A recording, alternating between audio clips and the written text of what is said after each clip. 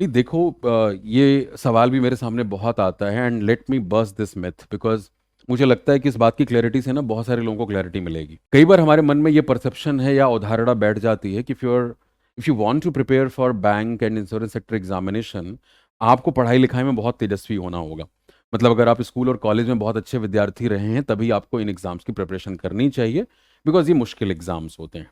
पहली बात, हमारे पास ऐसे बहुत सारे एग्जाम्पल्स हैं जहाँ पे ऐसे एस्पिरेंट्स या students who come from village background, who come from state board, who come from vernacular medium and who come from normal graduation background like they are just BA, BSc, BCom, उन्होंने पहले attempt में exam clear किया है और IBPS PO और SBI PO बने हैं।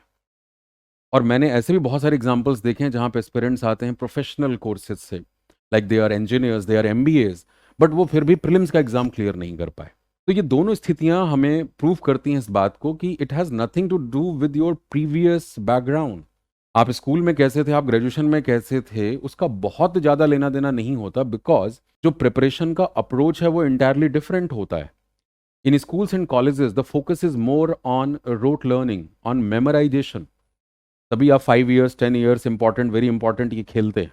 और इसी वजह से हमारी अंडरस्टैंडिंग बहुत वीक होती है, बिकॉज जब आप इन एप्टीट्यूड एग्जाम्स की प्रिपरेशन करते हैं तो it is not something like कि कुछ बहुत अलग आउट ऑफ द वर्ल्ड पढ़ा रहे हैं।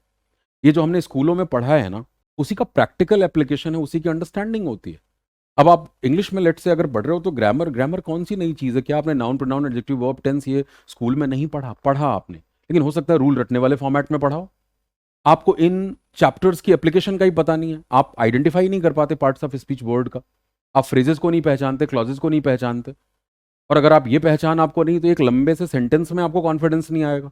और अगर एक सेंटेंस नहीं समझ आ रहा तो पैराग्राफ्स कहाँ से समझ में आएंगे? तो अगर हम ये कहते नहीं कि इंग्लिश बहुत मुश्किल लगती है सर, रीडिंग नहीं होती, if I am watching a talk show on television, I am not able to get that pace, मुझे समझ में नहीं आता, प्रोसेसर जो है वो हमारा स्लो होता है दिमाग का।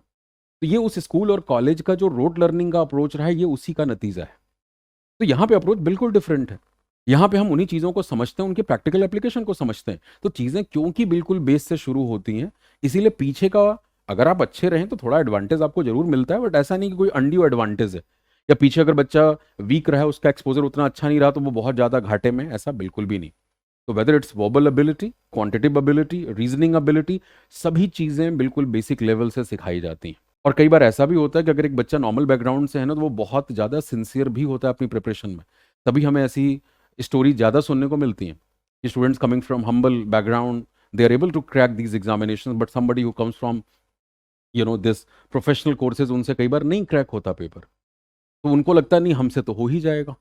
बट जो अप्रोच की डिमांड है, अगर वो अप्रोच है आपका, तो आप कहीं से भी आते हैं पेपर क्लियर करेंगे, और अगर नहीं है तो नहीं क्लियर करेंगे। मुझे लगता है इस बात से बहुत सारे लोगों को ये बूस्ट मिला होगा।